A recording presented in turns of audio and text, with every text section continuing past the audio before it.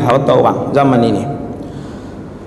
Saya ulang kali lagi, kalau diberikan manusia apa saja yang didakwakan mereka, tentu akan mendakwa beberapa orang lelaki akan harta satu kaum. Beberapa orang lelaki ni sekumpulan manusia akan dakwa harta orang lain, mengaku harta orang lain dan darah mereka. Maksudnya dan sekumpulan manusia itu juga dia akan mengaku orang lain dibunuh, orang lain membunuh dan sebagainya. Itu maksud dan darah mereka. Kita pergi mengaku kata ni yang bunuh jiran belakang rumah saya, kita dakwa lah tu. Adakah terus diambil tindakan? Tak. Nabi bagi kaedah dia. Apa kaedah dia? Tetapi saksi atas orang yang mendakwa dan sumpah atas orang yang ingkar. Apa maksud saksi atas orang yang mendakwa? Maksudnya bukti.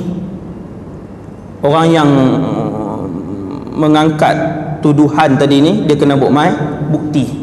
Orang yang bawa dakwaan tadi dia kena buat mai bukti. Wal yaminu ala man angkar, dan orang yang didakwa tadi dia kena bersumpah.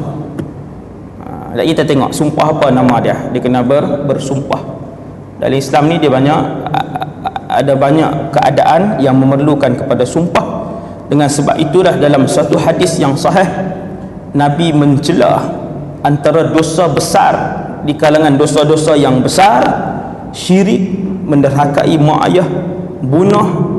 Antaranya 5 yang paling atas ialah saksi yang palsu.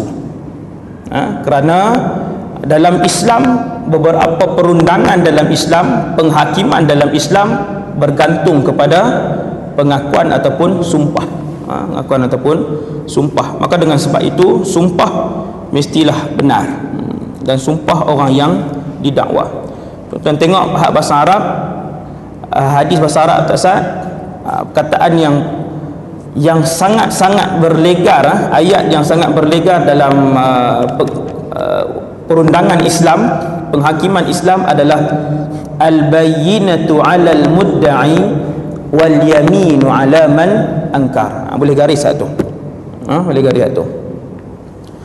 Ni kalau pergi mahkamah syariah ke, ayat ni antara tunjang yang digunakan pakai sebagai rujukan daripada hadis Nabi tentang perundangan.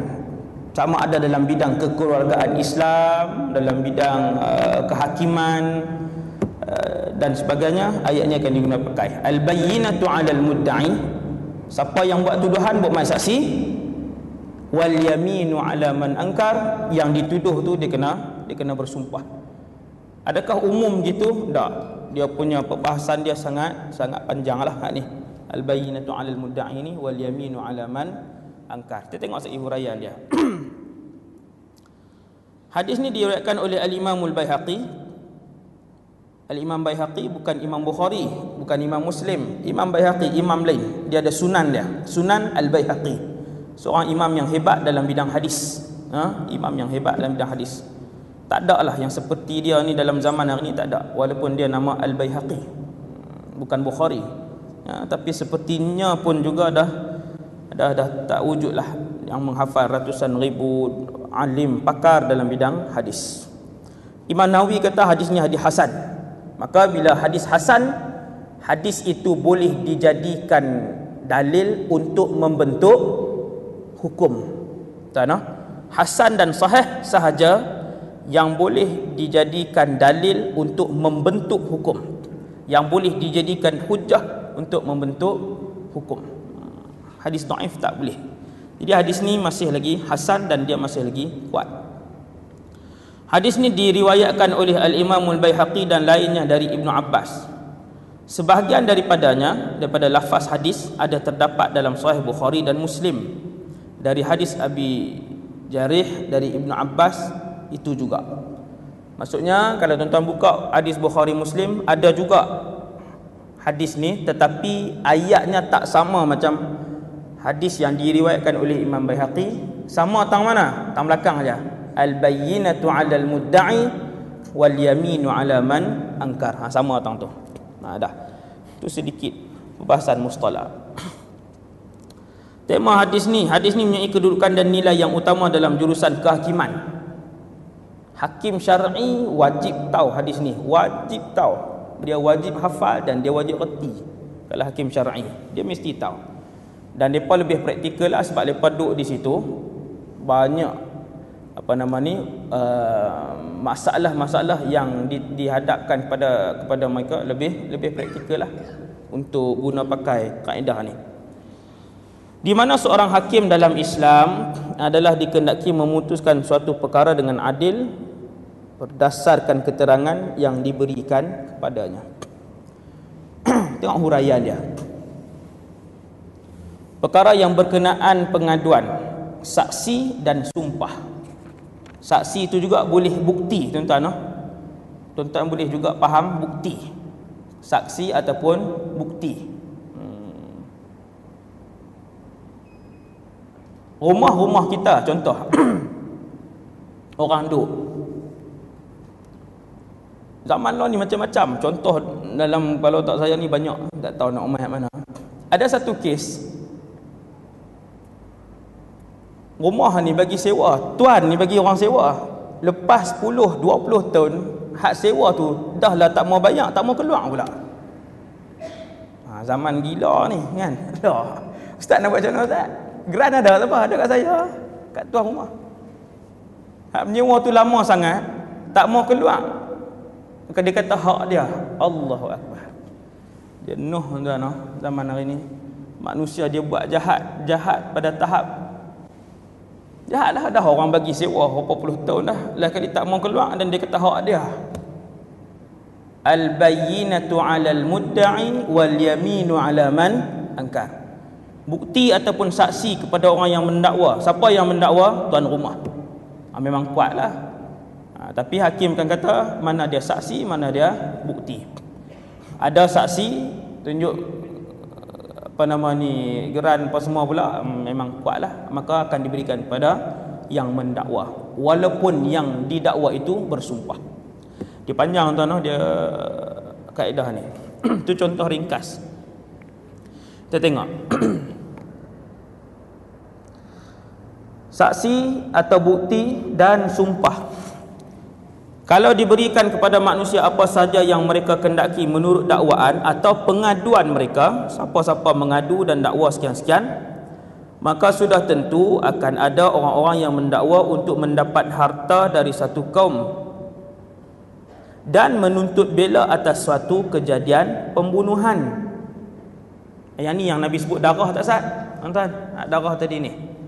Satu kaum akan mendakwa harta kaum lain, satu kaum akan mendakwa atas darah orang lain. Contoh hak harta kita faham dah tak Sat? Hak contoh dakwa darah orang lain macam mana? Maksudnya dia dakwa kata depa ni bunuh anak saya. Yang tu, jadi yang tu yang disebutkan oleh Nabi sallallahu alaihi wasallam. Kemudian jadi dakwaan atau pengaduan ataupun tuduhan tidaklah dapat didengar atau diterima begitu sahaja sekiranya tidak ditunjukkan bukti yang sah menurut hukum. Buat tuan dia sebut bukti pula. Sebab tu saya kata tak sah, saksi ataupun bukti. Saksi ataupun bukti orang yang mendakwa ni. Dan kerana ini maka Rasulullah menerangkan selanjutnya bahawa saksi dikehendaki atas orang yang mendakwa dan sumpah atas orang yang ingkar, orang yang didakwa tadi inilah. Kalau dia ingkar, tahu Nabi sebut wal yaminu ala man angkar, orang yang ingkar dia kena sumpah. Kalau dalam kes tu bila mana orang yang mendakwa tu dia kata dia ada hutang saya RM10,000 tapi tak mau bayar lagi, dia dakwa, maka hakim akan kata al-yaminu 'alal al-bayyinatu 'alal mudda'i wal yaminu 'ala man ankar. Mana bukti kamu? Saya ada saksi 4 orang. 4 ni dengar dan tengok dia berhutang saya. Macam mana yang didakwa? Nak ingkar ke nak mengaku? Saya mengaku. Mengaku tak payah sumpah. Nampak? Kalau dia kata saya mengaku, tak payah sumpah. Bila dia perlu sumpah, al-yaminu 'ala man ankar. Ketika mana dia mengingkari keadaan itu, dia menafikan keadaan, dia kata saya tak hutang. Itu dia akan dijalankan kaedah-kaedah yang seterusnya. Contoh yang kedua,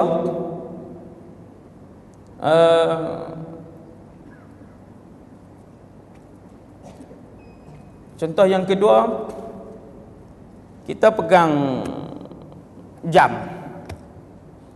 Maka orang pun mai kat kita, Tuan Hakim, jam yang ada kat dia tu jam saya. Jam yang ada kat dia, jam saya. Orang yang mendakwa, maka hakim kata al-bayyinatu 'alal mudda'i wal yaminu 'ala man ankar. Apa bukti kamu? Jam yang ada di tangan dia tu adalah jam kamu. Tak ada bukti. Saksi pun tak ada, apa pun tak ada. Cuma saya nak mendakwa sahaja. Cuma saya nak angkat dakwaan. Maka hakim akan tanya yang didakwa, kamu macam mana? Mengakukah yang tu jam kamu? Maka dia pun kata ini jam saya. Saya menafikan jam ni milik dia dan saya nak bersumpah. Selepas bersumpah, maka jam tu milik yang didakwa tadi. Sebab jam tu duduk di tangan dia. Dalam Islam, dalam soal perundangan ni, sesuatu itu akan jadi milik orang yang memiliki benda tu. Akan jadi kuat. Sesuatu itu akan jadi kuat dan berpihak kepada orang yang memiliki barang tadi. Gitu. Seperti mana Sayyidina Ali. Kita dengar cerita Sayyidina Ali, dia punya perisai dia dicuri, baju besi dia dicuri oleh seorang Yahudi. Jadi dia ambil. Sayyidina Ali bila dia tengok, dia kenal lah baju besi dia, macam kereta kita lah, walaupun kereta sama. Kita tengok kereta kita kenal. Dia melengkung tang mana, kepek tang mana, terkeluar tang mana, tahu ni kereta kita ni. Contoh-contoh lain lah. Jadi bila Sayyidina Ali tengok Yahudi itu curi, ni dia kata hak dia. Dan ketika tu Sayyidina Ali adalah Amirul Mukminin. Kau dia pun panggil, dia kata ni hak aku punya. Yahudi tu tak ada, hak aku. Ni duk kat aku, hak aku lah. Kan hang kot, duk kat aku. Yahudi tu pun tahu. Bila duk dekat dia, maksudnya kemungkinan untuk menjadi hak dia tu lebih tinggi sebab duduk di tangan dia. Maka dibawa menghadap. Maka qadhi, saya tak ingat, Syurahbil tak silap saya, qadhi terkenal dia ni, hidup 120 tahun, 60 tahun Islam. Qadhi yang sangat terkenal pada zaman Khulafaur Rasyidin. Syuraih ataupun Syurahbil nama dia, Al-Qadhi Syurahbil. Sahabat-sahabat besar pun kalau jadi pertikaian begitu akan menghadap ke qadhi orang Islam. Syurabi tanya, al-bayyinatu 'alal mudda'i wal yaminu 'ala man ankar. Sayyidina Ali kata, saya nak dakwa baju besi yang ada kat dia milik saya. Apa bukti kamu, ya Amirul Mukminin, wahai Ali? Saya buat mai saksi anak-anak saya, Hasan dan Husain. Qadhi kata, anak-anak tak boleh jadi saksi ke ayah sendiri, batal saksi kamu. Wahai fulan, hak Yahudi tersat, kamu nak bersumpah? Ya, saya nak bersumpah. Dia pun bersumpah, barang ni milik saya. Qadhi pun jatuhkan barang tu milik Yahudi. Dia jadi macam zalim pula, barang tu milik Yahudi. Dan Sayyidina Ali redha. Sayyidina Ali redha kerana hukuman itu dibuat berdasarkan al-bayyinatu 'alal mudda'i wal yaminu 'ala man ankar. Lepas tu barulah Yahudi itu bagi balik, melihat keindahan akhlak Sayyidina Ali tadi. Kemudian untuk praktikal dia, adapun sebabnya dikehendaki saksi atas orang yang mendakwa ialah kerana ia menuntut suatu yang berlainan dengan kenyataan. Tuan-tuan, kita minta saksi kat siapa? Orang yang mendakwa. Sayyidina Ali dia dakwa baju besi yang ada kat Yahudi tadi hak dia punya. Berlainan tak dengan kenyataan? Kenyataan mana? Berlainan dengan kenyataan, iaitu baju besi itu ada dalam pegangan Yahudi, duduk kat tangan dia. Maka hak siapa? Hak Yahudi lah dari segi zahir, kan? Maka dengan sebab itu seorang hakim akan minta pemain saksi. Apabila Sayyidina Ali mendakwa baju besi itu milik kamu, datangkan saksi. Sebab tak sama dengan apa yang kami tengok, iaitu baju besi itu sekarang ni dipegang oleh Yahudi itu. Tapi dia panjang lagi tuan-tuan, bukan takat tu saja. Okey.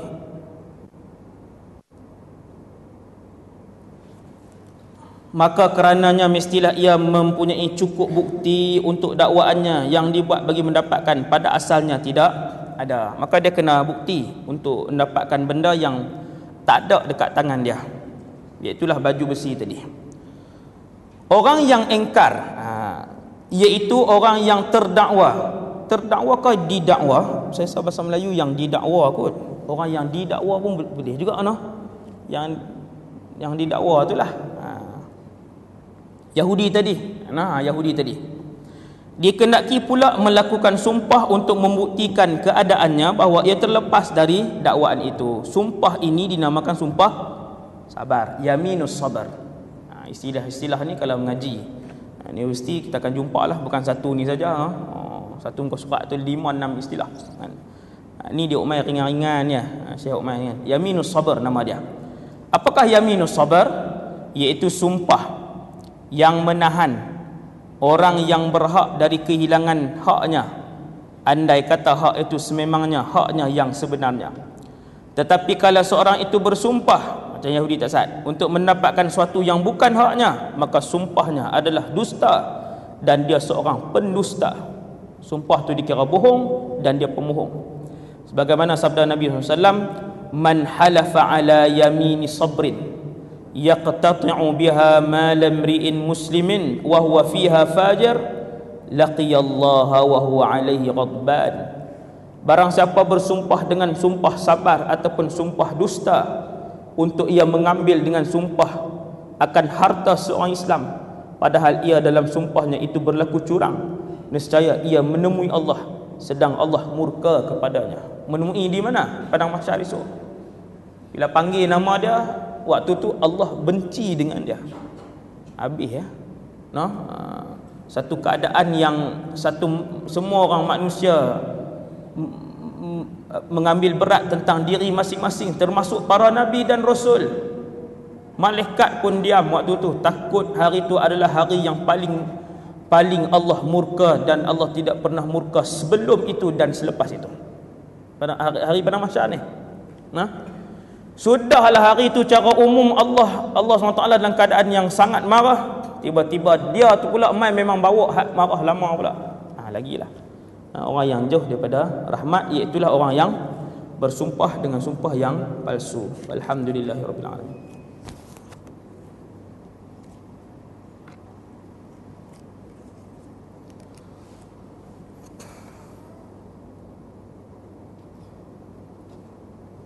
Kita baca mak surat dan Al-Kahfi.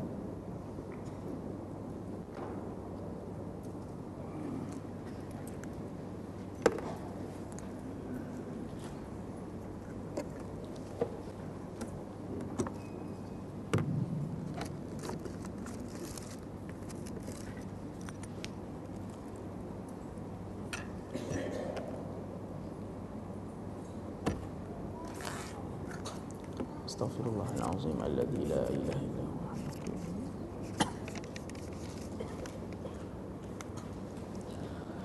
A'udzu billahi as-sami'il 'alim minasy syaithanir rajim. Bismillahirrahmanirrahim.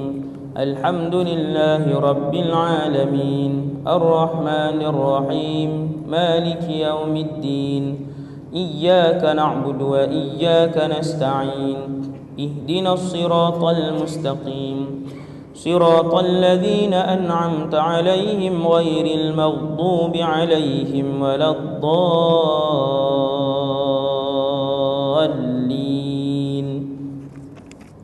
بسم الله الرحمن الرحيم ألف لام ميم ذلك الكتاب لا ريب فيه هدى للمتقين الذين يؤمنون بالغيب ويقيمون الصلاة ومما رزقناهم ينفقون والذين يؤمنون بما أنزل إليك وما أنزل من قبلك وبالآخرة هم يوقنون أولئك على هدى من ربهم وأولئك هم المفلحون الله لا إله إلا هو الحي القيوم لا تأخذه سنة ولا نوم له ما في السماوات وما في الأرض من ذا الذي يشفع عنده إلا بإذنه يعلم ما بين أيديهم وما خلفهم ولا يحيطون بشيء من علمه إلا بما شاء وسع كرسيه السماوات والأرض ولا يؤوده حفظهما وهو العلي العظيم لا إكراه في الدين قد تبين الرشد من الغي فمن يكفر بالطاغوت ويؤمن بالله فقد استمسك بالعروة الوثقى لا انفصام لها والله سميع عليم الله ولي الذين آمنوا يخرجهم من الظلمات إلى النور والذين كفروا أولياؤهم الطاغوت يخرجونهم من النور إلى الظلمات أولئك أصحاب النار هم فيها خالدون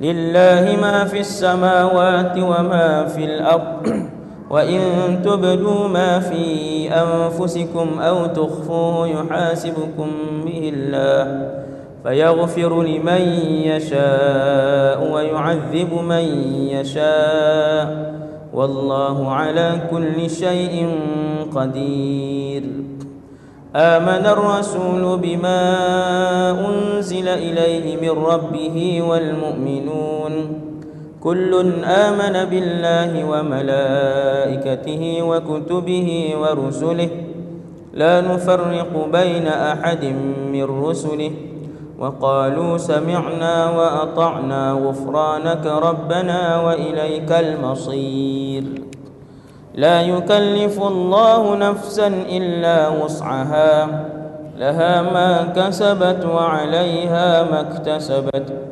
ربنا لا تؤاخذنا إن نسينا أو أخطأنا ربنا ولا تحمل علينا إصرا كما حملته على الذين من قبلنا ربنا ولا تحملنا ما لا طاقة لنا به واعف عنا واغفر لنا وارحمنا أنت مولانا فانصرنا على القوم الكافرين بسم الله الرحمن الرحيم قل هو الله أحد الله الصمد لم يلد ولم يولد ولم يكن له كفوا أحد بسم الله الرحمن الرحيم قل أعوذ برب الفلق من شر ما خلق ومن شر غاسق إذا وقب ومن شر النفاثات في العقد ومن شر حاسد إذا حسد بسم الله الرحمن الرحيم قل أعوذ برب الناس ملك الناس إله الناس من شر الوسواس الخناس الذي يوسوس في صدور الناس من الجنة والناس أصبحنا وأصبح الملك لله والحمد لله لا شريك له لا إله إلا هو وإليه النشور أصبحنا على فطرة الإسلام وكلمة الإخلاص وعلى دين نبينا محمد صلى الله عليه وسلم وعلى ملة أبينا إبراهيم حنيفا وما كان من المشركين اللهم إني أصبحت منك في نعمة وعافية وستر فأتم علي نعمتك وعافيتك وسترك في الدنيا والآخرة اللهم ما أصبح بي من نعمة أو بأحد من خلقك فمنك وحدك لا شريك لك فلك الحمد ولك الشكر يا ربي لك الحمد كما ينبغي لجلال وجهك وعظيم سلطانك رضيت بالله ربا وبالإسلام دينا وبمحمد نبيا ورسولا سبحان الله وبحمده عدد خلقه ورضا نفسه وزنة عرشه ومداد كلماته بسم الله الذي لا يضر مع اسمه شيء في الأرض ولا في السماء وهو السميع العليم اللهم إنا نعوذ بك من أن نشرك بك شيئا نعلمه ونستغفرك لما لا نعلمه أعوذ بكلمات الله التامات من شر ما خلق اللهم إني أعوذ بك من الهم والحزن وأعوذ بك من العجز والكسل وأعوذ بك من الجبن والبخل وأعوذ بك من غلبة الدين وقهر الرجال اللهم عافني في بدني اللهم عافني في سمعي اللهم عافني في بصري اللهم إني أعوذ بك من الكفر والفقر اللهم إني أعوذ بك من عذاب القبر لا إله إلا أنت اللهم أنت ربي لا إله إلا أنت خلقتني وأنا عبدك وأنا على عهدك ووعدك ما استطعت أعوذ بك من شر ما صنعت أبوء لك بنعمتك علي وأبوء بذنبي فاغفر لي فإنه لا يغفر الذنوب إلا أنت أستغفر الله الذي لا إله إلا هو الحي القيوم وأتوب إليه اللهم صل على سيدنا محمد وعلى آل سيدنا محمد كما صليت على سيدنا إبراهيم وعلى آل سيدنا إبراهيم وبارك على سيدنا محمد وعلى آل سيدنا محمد كما باركت على سيدنا إبراهيم وعلى آل سيدنا إبراهيم في العالمين إنك حميد مجيد سبحان الله والحمد لله ولا إله إلا الله والله أكبر لا إله إلا الله وحده لا شريك له له الملك وله الحمد وهو على كل شيء قدير سبحانك اللهم وبحمدك أشهد أن لا إله إلا أنت أستغفرك وأتوب إليك اللهم صل على سيدنا محمد عبدك ونبيك ورسولك النبي الأمي وعلى آله وصحبه وسلم تسليما عدد ما أحاط به علمك وخط به قلمك وأحصاه كتابك وارض اللهم عن ساداتنا أبي بكر وعمر وعثمان وعلي وعن الصحابة أجمعين وعن التابعين وتابعيهم بإحسان إلى يوم الدين سبحان ربك رب العزة عما يصفون وسلام على المرسلين والحمد لله رب العالمين. Surah Kahfi ayat 1 sampai 10. Surah Kahfi ayat 1 sampai 10 ke surat 293.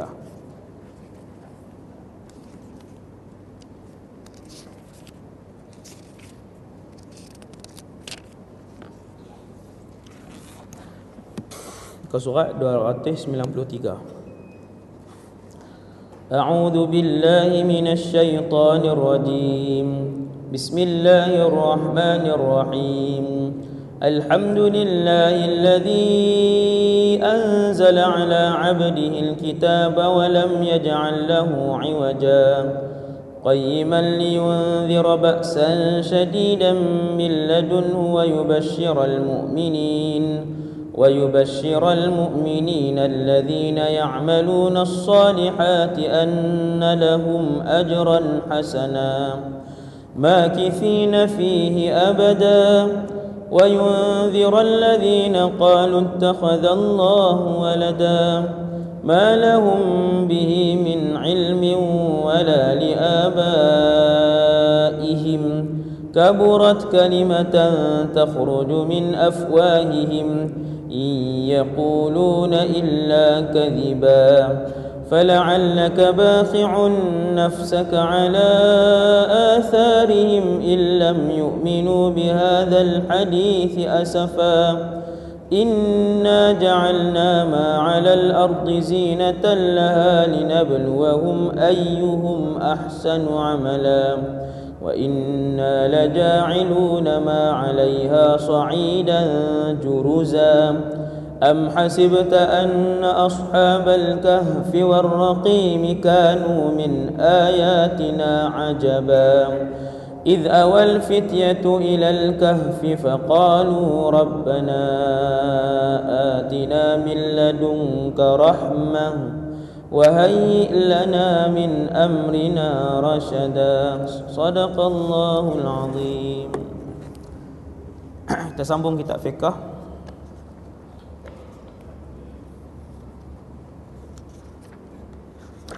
Kitab fiqh Manhaji jilid 6. Kita sampai pada muka surat, saya tak tanda muka surat apa tak, 1211. Nombor 6. Barangan tersebut mestilah dalam pengetahuan kedua-dua belah pihak. Kita sambung syarat sah jual beli. Syarat yang keenam yang berkaitan dengan barangan ialah barangan tersebut mestilah dalam pengetahuan kedua-dua belah pihak. Kita nak pergi beli beras, tuan kedai pun tahu beras tu cap apa, berapa kilo. Kita nak beli pun tahu cap apa, maksudnya jenis apa dan berapa kilo. Dah, tuan-tuan syarat dia, mudah dah. Oleh yang demikian, menjual barangan atau membayar menggunakan barangan yang tidak diketahui. Bawa tuan-tuan, jual barang yang ni bagi pihak penjual, atau membayar menggunakan barang yang tidak diketahui, yang ni bagi pihak pembeli. Islam ni dia sebut dua-dua. Bagi pihak penjual, barang yang dia nak jual mesti diketahui sifat dia, jenis dia oleh penjual dan pembeli. Dan bagi pihak pembeli, barang yang dia nak guna untuk bayar, selain pada duit, barang yang dia nak guna untuk bayar, mestilah barang itu diketahui oleh penjual dan juga pembeli. Dua-dua belah pihak kena tahu. Okey dah.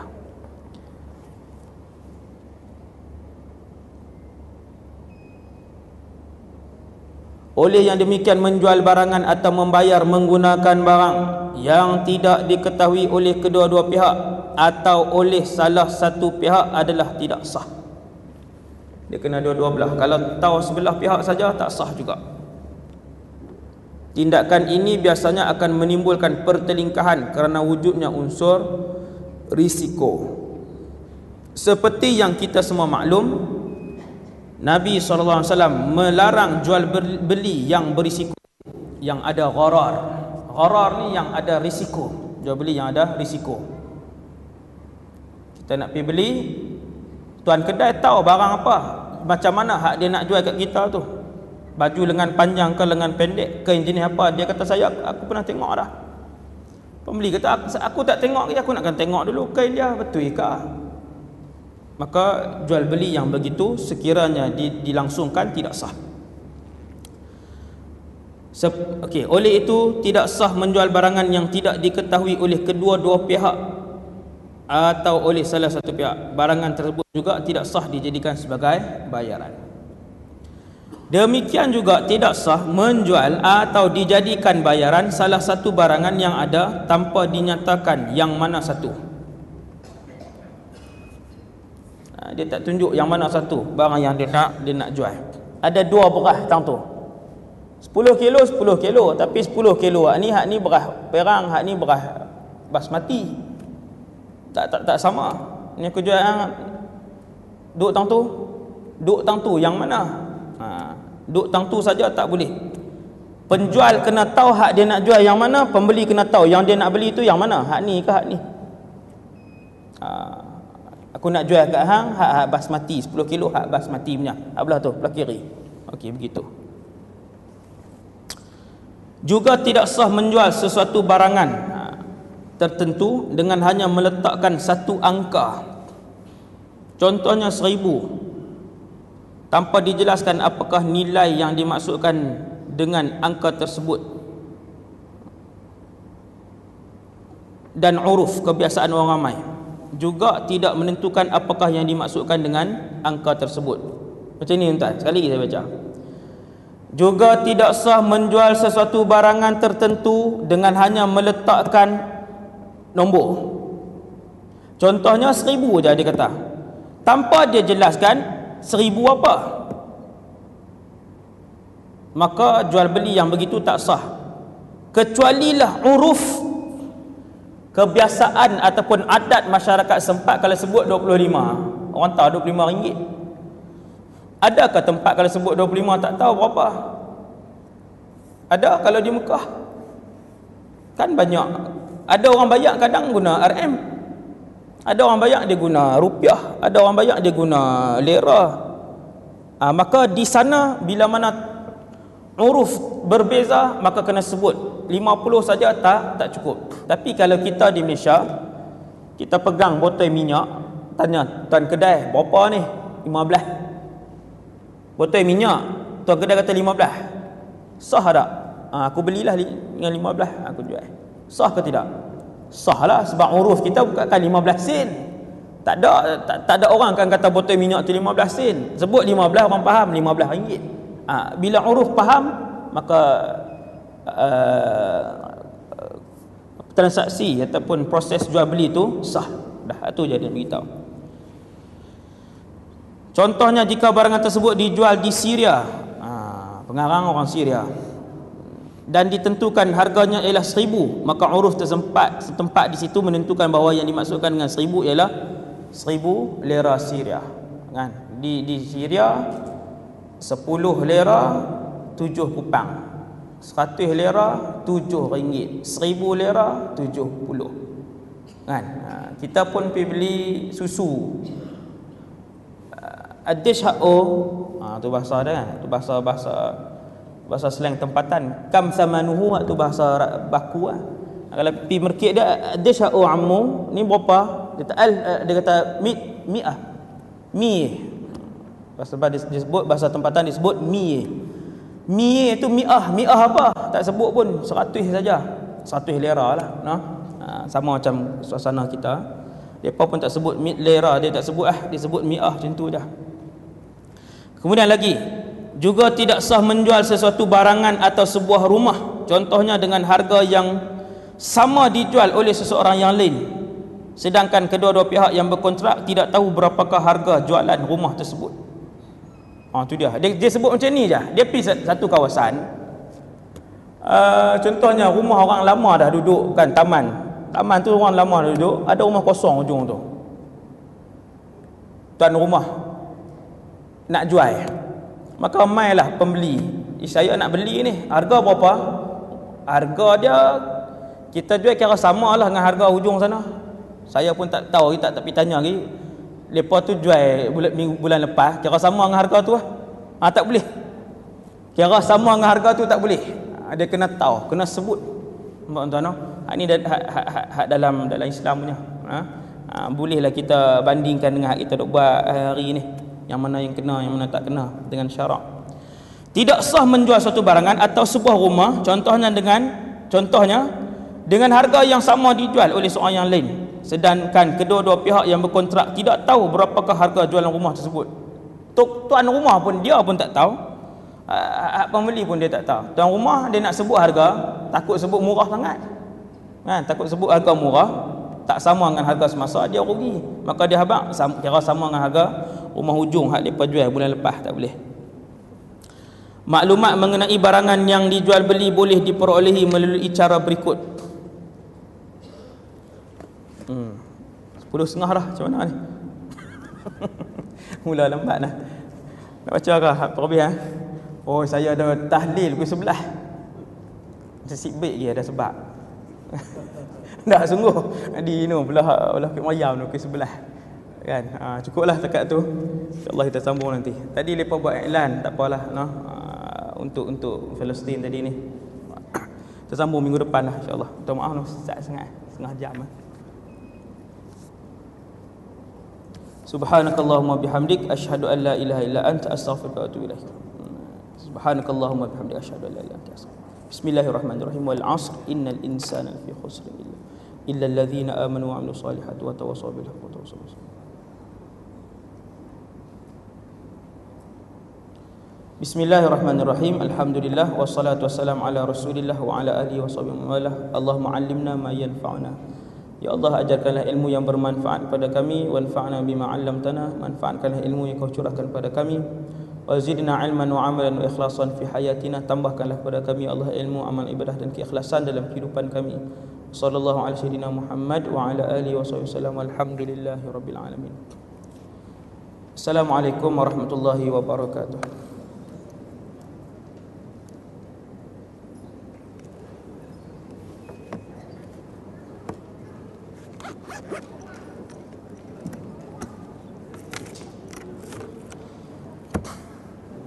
Baju tu memang tak padan. Ada dalam kereta. Saya tengok badan ni bagi kena double lah, tak ada XL apa. Kalau ada double XL. Baju lawa dah tak pergi.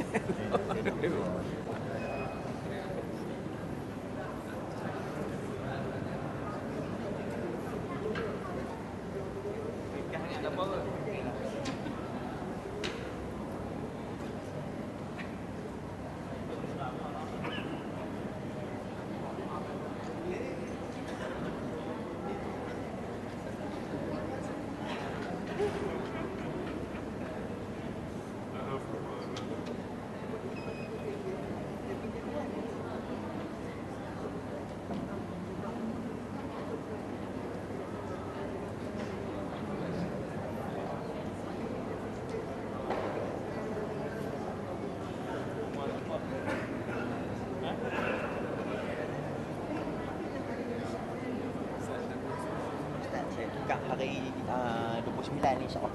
Ya? Hari 29 ni tukar. Tukar apa? Baju. Boleh. Baik insyaAllah. Ustaz, tanya sikit. Ya.